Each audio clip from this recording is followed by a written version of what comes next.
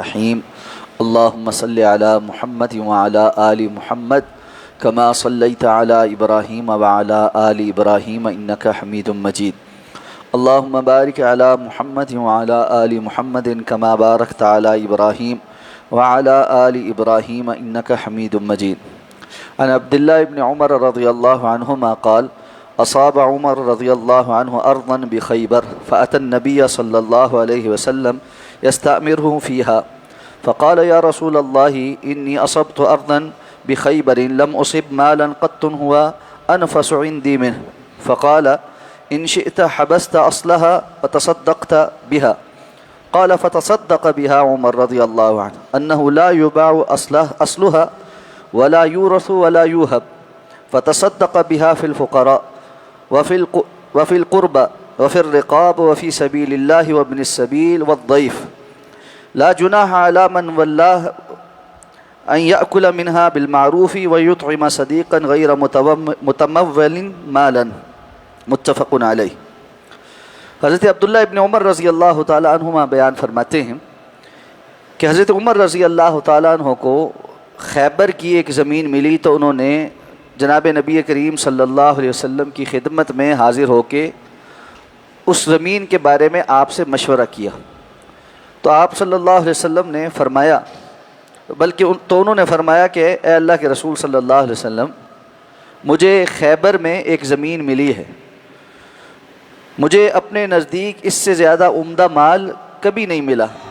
تو اس پر نبی کریم صلی اللہ علیہ وسلم نے فرمایا کہ اگر تم چاہو تو اس کے اصل کو اپنے پاس رکھو اور اس کے منفعت کو صدقہ کر دو۔ تو حضرت عبداللہ ابن عمر رضی اللہ تعالیٰ عنہما فرماتے ہیں کہ حضرت عمر نے خیبر کی اس زمین کو صدقہ کر دیا اور اس کی اصل کو فروخت نہ کیا جائے گا اور نہ اس میں میراث جاری ہوگی اور نہ ہی اسے ہبہ کیا جائے گا۔ تو انہوں نے اس زمین کو فقراء اور قرابت داروں میں، غلاموں کے چھڑانے میں، جہاد فی سبیل اللہ اور مسافروں اور مہمانوں کی خدمت میں وقف کر دی، اور یہ کہ اس کے نگران پر اس بات بارے میں کوئی حرج نہیں ہوگا کہ وہ اس میں سے دستور کے مطابق کچھ کھا لے اور اپنے دوست احباب کو بھی دستور کے مطابق کھلا دے، البتہ اس کو مال بنانے والا نہ ہو۔ یہ حدیث مبارکہ صحیح بخاری اور صحیح مسلم کی متفق علیہ روایت ہے۔ کسی چیز کو اللہ کے راستے میں وقف کرنا، اس سے متعلق احادیث ذکر ہو رہی ہیں، تو یہ حدیث بڑی واضح ہے کہ حضرت عمر رضی اللہ تعالیٰ عنہ کو جب خیبر کی زمین ملی، اور معلوم ہے کہ خیبر پہلے بات ہو چکی کہ یہ مدینہ کے قریب میں بستی تھی جہاں پہلے یہود آباد تھے، اور اس کے بعد اللہ کے رسول صلی اللہ علیہ وسلم نے جب یہ جگہ فتح کر لی تو پھر مسلمانوں کے درمیان اس کو تقسیم کیا، اور وہ بڑی باغات والی اور بڑی زرخیز جگہ تھی، اور مسلمانوں کو اس کے بعد پھر مدینہ میں فراوانی حاصل ہوئی۔ تو حضرت عمر رضی اللہ تعالیٰ عنہ اللہ کے رسول کے پاس آئے اور آپ سے مشورہ کیا کہ میں اس زمین کو اللہ کے راستے میں صدقہ کرنا چاہتا ہوں، اور اس لیے کہ یہ مجھے اپنے مال میں سب سے زیادہ بہتر اور اچھا مال لگتا ہے۔ اور حقیقت یہ ہے کہ یہ صحابہ کرام کا شریعت پر عمل کرنے کا ذوق اور شوق تھا کہ قرآن مجید میں اللہ نے فرمایا کہ لن تنالوا البر حتى تنفقوا مما تحبون، تم نیکی کو اس وقت تک نہیں پہنچ سکتے جب تک کہ اس میں سے خرچ کرو جو تمہیں محبوب ہے۔ تو سب سے بہتر مال جو ان کو حاصل ہوا، خود حضرت عمر کہہ رہے ہیں کہ اللہ کے رسول اس سے بہتر مال مجھے کبھی نہیں ملا، تو اس کو میں اللہ کے راستے میں دینا چاہتا ہوں۔ تو آپ صلی اللہ علیہ وسلم نے ان کو اس طرف توجہ دلائی کہ بجائے اس کے کہ آپ اس کو یک بارگی اللہ کے راستے میں دیں، آپ اس کو اس طرح سے وقف کر دیں کہ یہ صدقہ جاریہ بن جائے، یعنی اس زمین کو وقف بنا دیں اور اس سے حاصل ہونے والا جو پھل ہے اس کو اللہ کے راستے میں جو ہے وہ صدقہ کر دیں۔ تو وقف یہی ہوتا ہے کہ کسی چیز کو اللہ کے راستے کے لیے مقرر کر دینا، اور اس کے پھر ایسی کیفیت ہونا کہ نہ وہ بیچی جا سکتی ہے، نہ اس میں وراثت جاری ہوتی ہے، نہ اس کو ہبہ کیا جا سکتا ہے۔ تو یہی تین چیزیں حضرت عمر رضی اللہ تعالیٰ عنہ نے بھی اصول مقرر کی کہ یہ جو اب زمین ہے یہ وقف ہے، اور اس کو بیچا بھی نہیں جائے گا، اس میں وراثت بھی نہیں جاری ہوگی، اور نہ یہ تحفے کے طور پہ ہبہ کے طور پہ کسی کو دی جا سکتی، اور اس سے حاصل ہونے والی جو آمدنی ہے وہ پھر حضرت عمر رضی اللہ تعالیٰ نے ان مدات میں یہ بھی مقرر کر دی۔ اس سے یہ بھی پتہ چلتا ہے کہ جو واقف ہے یعنی وقف کرنے والا ہے وہ جو چیز وقف کر رہا ہے اس کے متعلق جائز شرائط مقرر کر سکتا ہے. جیسے کہ حضرت عمر رضی اللہ تعالیٰ عنہ نے یہ شرطیں رکھی کہ ہونے والی آمدن ان مدات میں خرچ کی جائے گی. اور جب یہ مدات بیان ہوتی ہیں تو اس کا معنی یہ ہوتا ہے کہ ان میں سے کسی بھی مد میں وہ خرچ کیا جا سکتا ہے. ضروری نہیں ہوتا کہ ساری ہی مدات میں خرچ کیا جائے. جیسے زکوٰۃ کے جو مصارف ہیں ان میں سے کسی بھی ایک مصرف پہ بھی ساری زکوٰۃ دی جا سکتی ہے. یہ ضروری نہیں ہے کہ بندہ 8 مصارف علیحدہ علیحدہ ہر ایک مصرف پر کچھ خرچ کرے، یعنی ان مصارف میں سے کسی بھی مصرف پر وہ خرچ ہو سکتی. تو اسی طرح حضرت عمر رضی اللہ تعالیٰ عنہ نے بھی تقریباً زکوٰۃ کے مصارف سارے ذکر کیے کہ ان سارے مصارف میں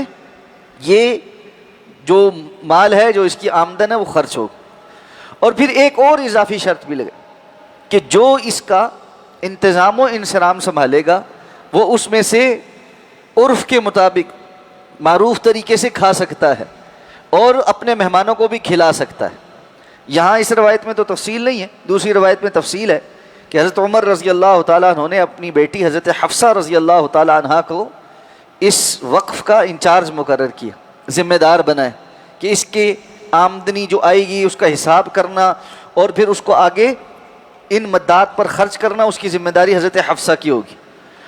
تو اس سے یہ بھی پتہ چلا کہ وقف کے لیے اس کی مینجمنٹ کے لیے اس کا انچارج بنانے کے لیے نگران بنانے کے لیے کسی خاتون کو بھی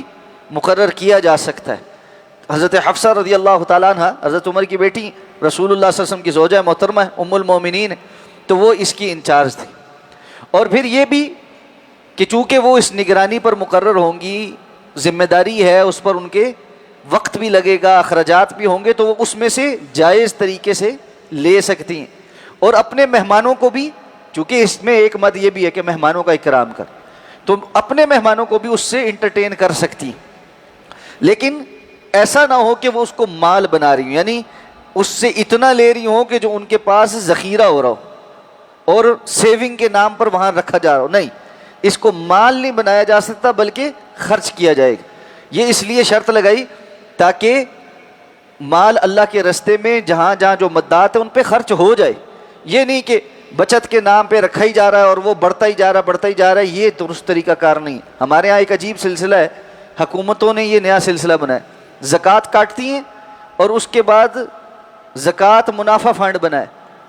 یہ دوہرا گناہ ہے. ایک تو یہ کہ اس زکوٰۃ کو خرچ نہیں کیا، دیا نہیں آگے غریبوں کو. دوسرا کیا کیا، اس زکوٰۃ کو سودی بینکوں کے اکاؤنٹ میں رکھا، اس سے جو سود آتا ہے اس سود کو پھر آگے تقسیم کرتے ہیں. یہ دوہرا ظلم. ایک زکوٰۃ کے پیسے کو کاٹ کے پاس رکھنا اور خرچ نہ کرنا، دوسرا سودی اکاؤنٹ میں رکھ کر سود کو جو ہے وہ تقسیم کرنا. یہ بہت بڑا ظلم ہے. جو یہ کر رہے ہیں